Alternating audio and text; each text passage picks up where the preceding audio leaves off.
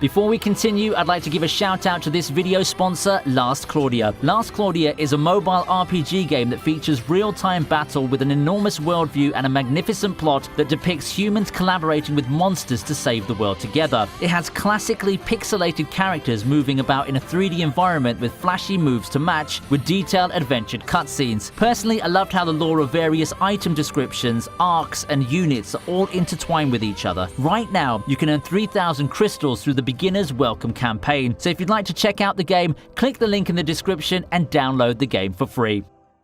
I'd argue that in most cases, the villain's just as important as the hero in anime. After all, a compelling hero's useless without opposition. Thankfully, the past decade's given us many iconic villains, and for this week's edition of the Top 10 lists, we're going through some of the best. Before we enter a new year and a new decade, let's take a look at some of the most compelling, badass, or entertaining anime villains of the past decade.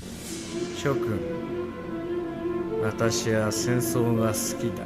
Shogun, 私は戦争が大好きだ。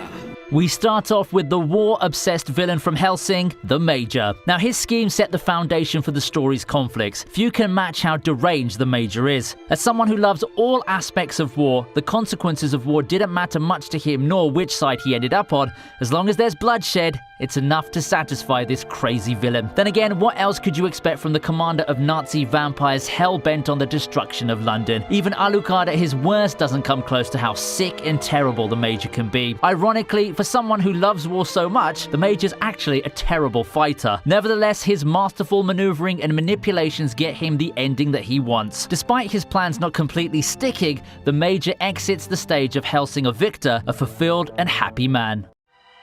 図に乗りすぎだ。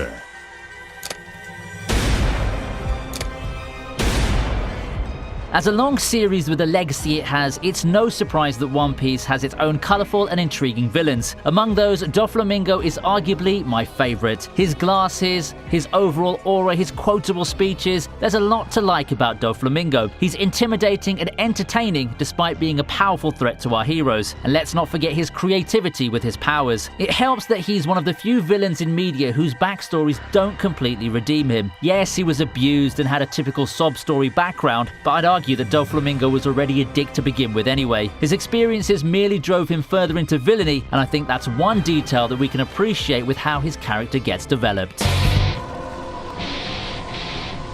この世界を壊すのは俺だ。 If I were to describe Takasugi in one word, I'd use charisma. A brooding figure, the enigmatic Takasugi served as the primary villain in the series, up to the introduction of Utsuro at least. Nevertheless, I'd say the former still the more appealing between the two. One good thing in my opinion about Takasugi is that his backstory and motives were kept in the dark for most of his story. At first, he seems to be a one-dimensional, edgy villain known for his goal of revenge against the world, a character only being kept aloft by fangirls. Then comes his backstory, and we find out there's really more to this villain than meets the eye. He's truly a good example of a victim of circumstance. I guarantee that I'm not alone in the camp of people whose perspective of him changed after seeing the story from his point of view. その傷でよくやるもんだ。 The beauty of Psycho Pass is that it's a series that strikes home quite a bit, and it certainly makes you think about the repercussions of some systems of the real world. Personally speaking, I find Psycho Pass's world quite dystopic in some angles, which is why Makishima at one point comes across as a very interesting character. Set with the goal to liberate society from the Sibyl system, he presents himself as a dark messiah blessed with enlightenment. His natural charisma attracts numerous followers, and he masterfully organizes murders in his quest to overthrow the Sibyl system, the greatest evil from his point of view. Despite all of his parading as a savior, he basically just does things out of a personal vendetta. This character is especially relevant in modern society, considering that he's a product of a world and a society that denied him his right to exist. Not too different from the newest incarnation of Joker, eh? あとは君への嫌がらせかな。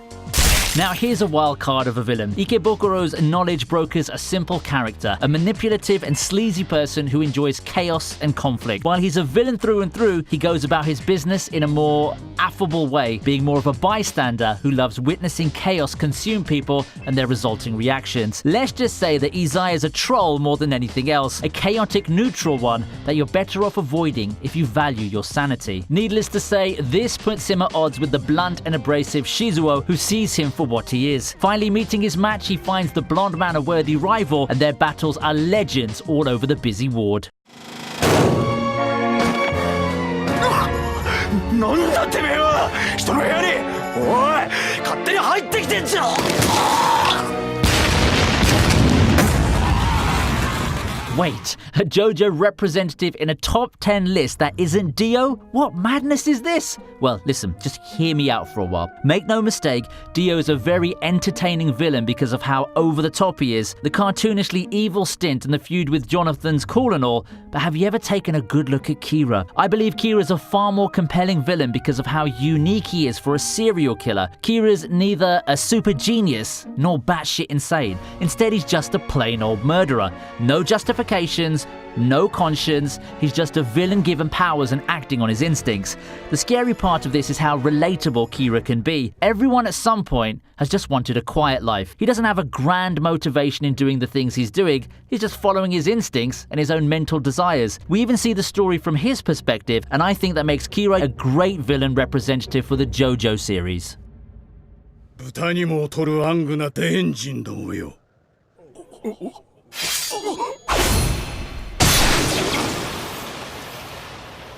Vinland Saga's been picking up steam as expected, and it's in large part due to its compelling villain Askeladd. In a series about Vikings, you'd expect the antagonist to be a badass, rugged man with overwhelming power. You know, probably a burly man that doesn't give a damn and just slays anything while looking cool. That description's not completely wrong for Askeladd, but it's not exactly right either. What makes him so dangerous isn't his overwhelming power, although he's no slouch in that department either. I think Askeladd's key trait is his ability to read people. He's a master of deception, and you have to be at the top of your game when facing him. One wrong read and Askeladd will gladly make you pay. Overall, he's a lot more complex than he seems. This makes him a dangerous foe that Thorfinn must overcome. I'd even go as far as to say that he's been more of a main character than Thorfinn himself. くそ次元が違う神の力か Once more, we welcome Madara to another list. When I first heard of the legendary leader of the Uchihas, my expectations were off the roof. As he made his appearance in the Great Ninja War, those expectations were met and then some. He entered the war as expected, a well-oiled machine of destruction. No one came close to matching his strength, tactics and power mastery. From the onset, which is one of the greatest one-man army fights in Shonen by the way, all the way to his battles against the main guys, Madara didn't disappoint as expected from someone that has been built up in the way he was. I'd say that the way he was defeated was a bit of a cop-out though. It's as if Kishi realized that he made Madara too powerful already, so he just conveniently disposed of him.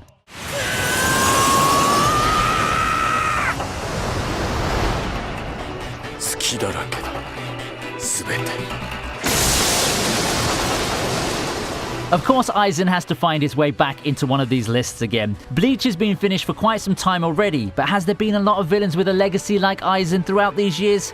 Besides his broken powers and seemingly endless transformations, Aizen's most known for mind games. His powers of illusion already play to that. Few can outmaneuver Aizen in a battle of wits. Whatever plan or strategy you bring, say goodbye to it, as Aizen will have a counter to it, whether it be a carefully crafted plan or the simple act of overpowering whatever you have with his superior Ryatsu. Few can stand against Aizen at the top of his game. Add immortality and overly tuned combat abilities to his superior intellect and you have a formidable opponent.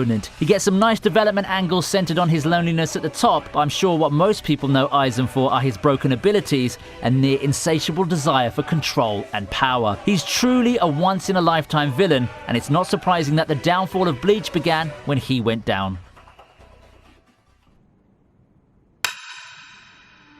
Standing tall at the top is Meruem. The main villain of Hunter x Hunter's Chimera Ant arc finds himself at the top as a perfect antithesis to our protagonists. The strongest Chimera Ant, Meruem's a ruthless beast who knows no mercy, none more blatant than his actions on his debut episode. The great thing about Meruem is his development. Starting off as the ace that gives no value to life, he slowly develops into a complete character. Despite starting off as a sociopath, the Meruem you see by the end of the arc is a completely different and complex character by all means. As his experiences with the rest of the world accumulate, he eventually starts leaning towards becoming a character that's still a villain, but now carries some justification for his actions. In the end, it can be argued that Meruem's the key character in the Chimera Ant arc. It's his development that we see and follow after all. Now that's something that not all villains can make a claim to. Other villains might match Meruem in some areas such as outright popularity, but having this much development and complexity is something that sets the Chimera Ant King apart from a lot of anime villains this decade. So what do you think about this list? For me, these are some of the top anime villains of the past decade. To be honest, there are a lot more characters that I'd include. Perhaps if this gets 5,000 likes, we can go on for a volume 2, who knows. So who's your favorite villain of this decade?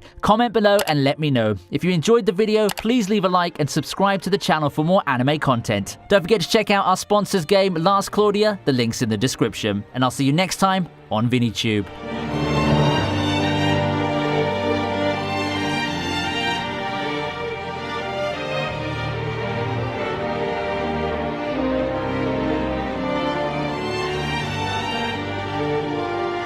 おやすみなさいメルエム。